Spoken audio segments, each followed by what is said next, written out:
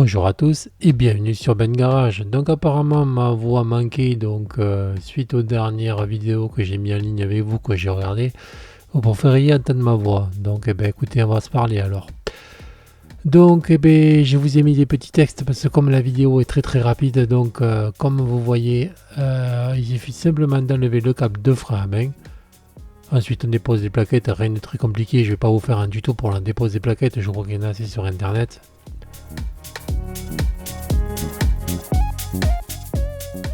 Voilà, vous retirez les plaquettes tranquillement, j'ai oublié de le dire, mais bon, vous retirez quand même la roue, sinon vous allez être embêté. Hein. Bon, j'ai quand même pas filmé, je pense que vous n'êtes pas neuneux à ce point-là quand même. Vous avez bien compris qu'il faut quand même enlever la roue et caler le véhicule. On l'a dit assez, donc voilà, aussi prévoyez un repousse-piston, surtout pour les Ford, parce qu'il faut tourner en même temps pousser. Donc le coup du serre-joint sur les Ford, ça marche pas. Voilà, comme je vous l'ai marqué en dessous, il va falloir déposer l'étrier, là aussi rien de très compliqué, vous savez faire.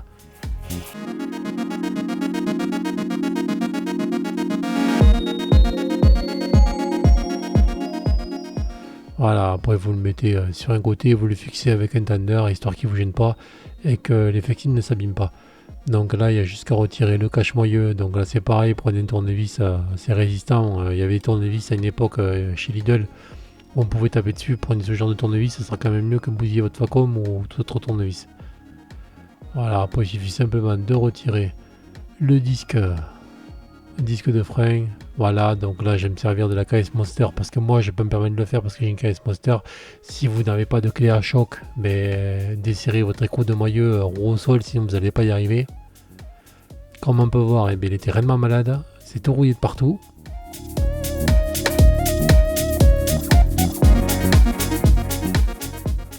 Ah, et là le nettoyant frein, vous ne le peignez pas, ça sert à rien. Donc là, il suffit simplement de retirer la bague. Cette bague est fournie dans le kit, comme je le précise. Par contre, là, vous faites attention quand vous allez retirer cette bague parce qu'il va falloir la remettre. Donc, vous ne l'abîmez pas et vous la remettez dans le même sens que vous l'avez trouvé. Donc là, rien de très compliqué. Il suffit d'enlever le serre-clips.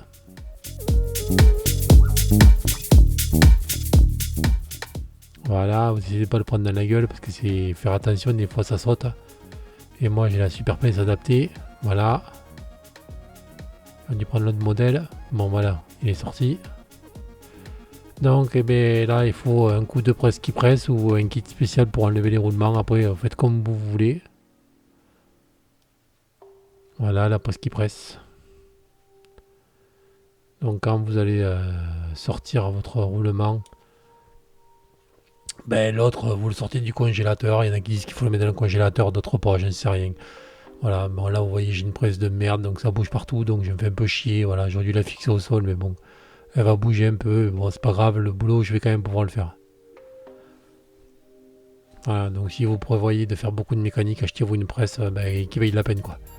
Donc là comme vous voyez, il était bien malade quoi, il était rouillé de partout, c'était la fin quoi.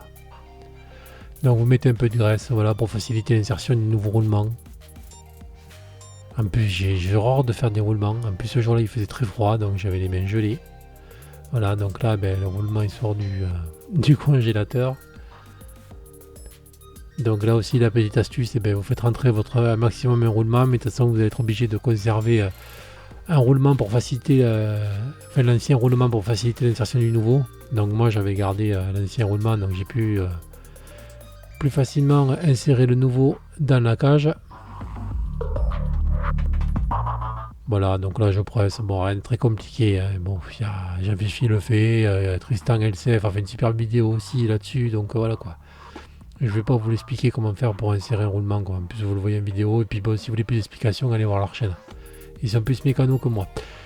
Donc voilà, là vous voyez il est presque rentré, donc on vérifie tout le temps, de temps en temps, prenez votre temps, parce que là les roulements c'est un truc que je déteste, donc prenez le temps quoi. Voilà, donc là je vais me servir de l'ancien roulement pour finir de le rentrer correctement à sa place.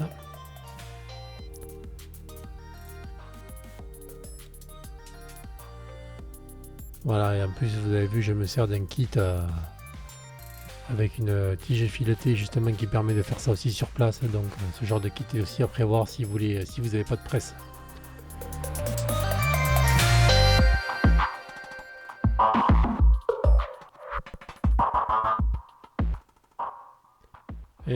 On y est enfin. Le roulement est monté. Voilà, comme on peut voir, il reste la bague pour insérer le circlip. Vous voyez, là on est au fond, donc là c'est bon, on ne pourra pas aller plus loin. Et surtout n'allez pas plus loin parce que sinon vous allez défoncer votre roulement. Voilà, donc là il suffira de réinsérer les circlips, c'est la bague qu'on a levée juste avant, de remettre la nouvelle bague neuve qui est fournie dans le kit, comme au démontage. Donc là c'est pareil, là vous ne serrez pas trop fort avec la KS Tool parce qu'il ne faut pas justement serrer trop fort sinon vous allez tout bousiller. Donc vous faites un serrage modéré, mais vraiment modéré, vous finirez avec la clé dynamométrique à la fin. Voilà, vous faites juste un serrage que ça tienne. Puis vous regardez si ça tourne bien, là vous voyez, ça tourne bien, il n'y a pas de problème.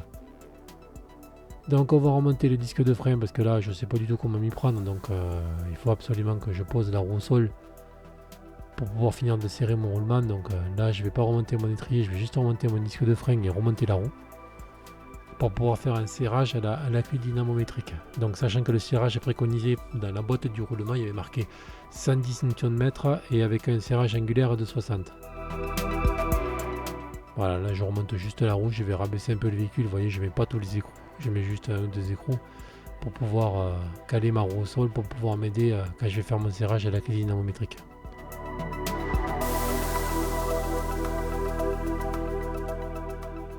Voilà, comme vous pouvez le voir sur la voiture aussi, les écrous ils prennent mal à force, la voiture est pas toute jeune, et les écrous commencent à prendre mal. Je commence à avoir beaucoup de mal à les serrer, heureusement qu'il y a la Ford Focus numéro 2, la donneuse d'organes, la pauvre. Donc voilà, là je descends le véhicule juste au sol, voilà, pour finir avec, comme je vous disais tout à l'heure, un serrage à 110 Nm, comme marqué sur la boîte, c'est des roulements sages que j'ai pris. Voilà ce que c'est qu'un serrage angulaire. Donc là on me demande à 60 degrés. Donc je me cale au zéro, je tiens et je descends l'aiguille jusqu'à 60 degrés. Et normalement on est ok. Voilà, donc là on contrôle pour voir s'il n'y a pas de souci. S'il n'y a rien qui frotte, les freins vont frotter un peu, mais c'est normal, vous inquiétez pas.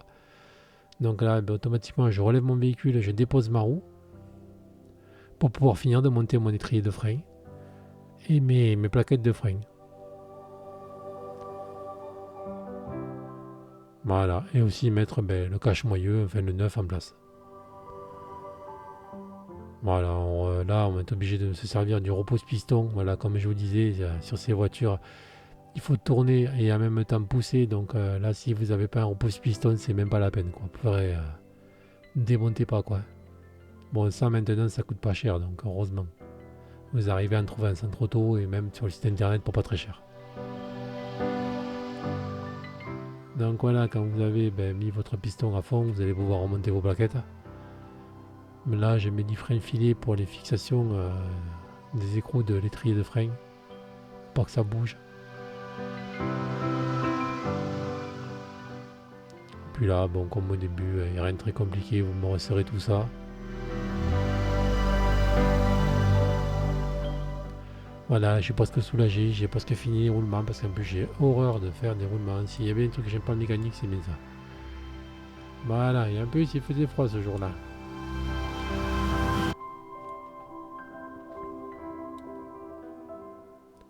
Comme on peut voir, j'ai mis le bonnet.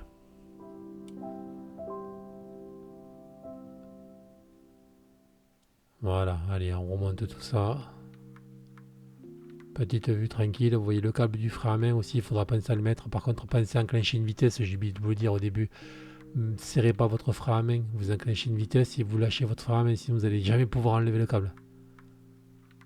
Voilà, là vous remontez l'étrier, vous remettez un peu de graisse sur les coulisses s'il y en a besoin. Vous refaites passer le câble du frein à main là où il doit passer, comme vous avez démonté au début, rien de très compliqué.